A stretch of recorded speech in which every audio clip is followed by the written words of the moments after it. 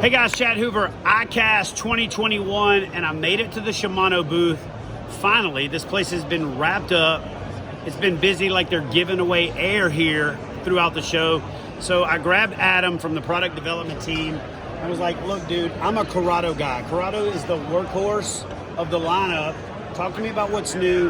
And here's the thing, you guys lit up my comment section with BFS. I have got to be honest with you. I don't really get the BFS thing yet, but I want to. So I asked Adam about it. I was like, you know what? He started explaining it. He got that little twinkle in the corner of his eye, the little upturned corner of his lip. And I said, you know what, dude? You're going to be better off explaining this than I am. So I noticed that there's the new 150 Curado MGL. So I know that that's got a place in the lineup. This 70 right here is going to fit the way that I fish perfectly. But Adam, talk to us about the BFS, kind of that 70 to 150 transition and how they fall into the Shimano lineup. Yeah, so the Curado BFS is designed specifically for very small line capacity. So the whole point with BFS is you need to be able to cast, some would argue 3 grams or lighter, some would argue 5 grams or lighter. But that all has to do with the spool itself and the braking system. So you have to have a very lightweight startup inertia, so you can cast those very small baits using very light line on this, and you're gonna have a, what they call a...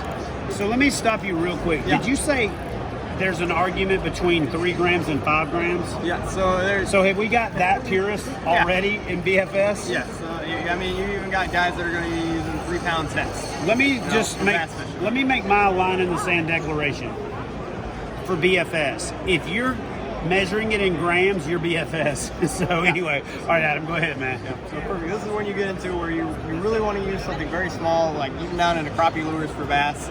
You got a very light line, really high pressure situations, or you're just looking for something different. You want a bit more challenge. That's when you're going to be looking at a BFS. This is going to have that clicking drag sound, so we call this exciting drag sound. That's specifically, guys that like hearing that screaming on a... Oh, so wait a minute. If I want to make my dinks seem better on TV, perfect, then I can just get the... Okay, so maybe I am going to take this BFS thing a lot more seriously. Yeah. So when you work with a small line, you need to hear with that line coming off, or it's not coming off and you got too much tension, you don't want to break off a very light line. So that's specifically for very light lines, small lure applications. From there, the next size up is going to be 70. 70 is going to feature an MGL spool, but in a 70 size. It's a compact body, 6.9 ounces. 70 fits a kind of a range where some people will use it for multi-purpose, but I typically will talk about, you're looking at either 2 different sides of the spectrum. You don't need a lot of line capacity, so you're looking at like flipping and pitching, heavier stuff. You're not casting very far. So you've got a really small compact reel with a lot of power to do that kind of stuff. Or you're using lighter line, but you're not quite into ultra finesse. You're talking, 10-pound test or 8-pound test for a jerk bait. Then you want something or that like 15 to 20 pound braid, right there in that mix. Obviously with braid, it's going to be a lot smaller diameter. You can get away with stuff like that. And that's really where the 70 size kind of fits into a lot of guys' lineups. And where it also fits, just to point this out real quick, if you don't mind, give me one of them real quick. So if you saw my video, how to hold a bait caster, a couple weeks ago, and a lot of people commented on that. At first they thought, what kind of video is that?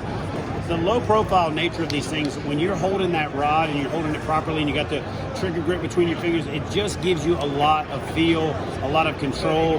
And so that 70 size, the old Curados back in the day used to be that 50 size. They were a little too small. Then it went to the 150 and the 300. So this is that gap filler for those folks that have those hands like the guy in the Burger King commercial. You know what I mean? I just got these tiny hands. But even if you got big hands, this thing is super comfortable.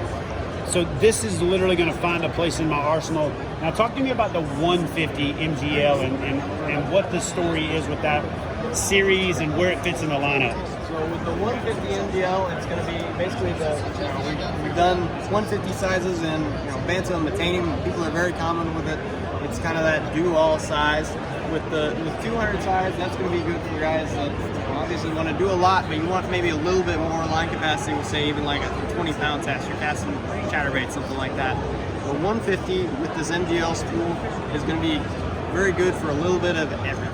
It's the ATV. Yeah. It's the F-150 of fishing reels. You know what I'm saying? It's that perfect size. So a little bit more, a little bit less line capacity, a little bit more improved casting performance because it's a little bit more lower inertia spool than say a 200.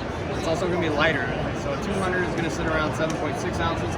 This sits around 6.5 ounces. And a lot of people don't think about that amount of ounces, or an ounce and a half, ounce and 3/4, meaning that much. But for me as a kayak angler, when you're sitting in a kayak and you're actually holding that rod and reel above your heart, in a lot of situations, a half an ounce can make a lot.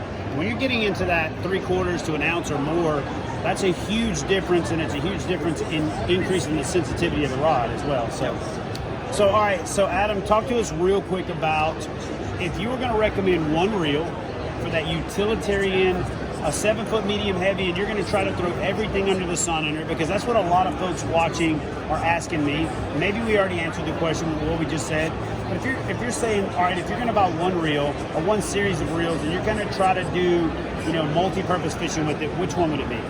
Yeah, between that, it's really going to range on specifically, you know, the type of line that guy likes. If you're a guy that likes to fish 10 to maybe 15-pound fluorocarbon, or obviously if you're using brace, you can do a lot of different stuff there. I would say the 150 is kind of like your do-all segment. Okay. If you're a guy that likes to fish a little bit of the heavier side and you do want to make a little bit longer casts, like I still would say that the 200 is going to be kind of your do-all friend. You can, you know, go down to the line and still have some of that, you know, that longer casting capacity. But if you do want to do that heavier stuff, obviously you can get away with it. But the 150 overall is going to have the best versatility within that, you know, middle range. And guys, listen, if you're looking for a workhorse and you're going to throw big swim baits and you're going to throw oversized stuff, don't forget that the Curado also has got the 300. This thing is literally the full drive, the workhorse of the Curado lineup. You don't necessarily have to go up to the Tranks or some of those bigger reels to get away with that bigger bait scenario. So this is going to find a place in my arsenal. Man, I can't thank you enough. Listen, guys, I could stand here for 2 days and not cover everything new from Shimano. I couldn't cover everything about the technology that goes into Shimano reels, Shimano rods, and G Loomis products, which you can find out by heading over to their website. I'll put that link in the description box. Hope you guys have enjoyed this video from ICAST, and we'll see you in the next one.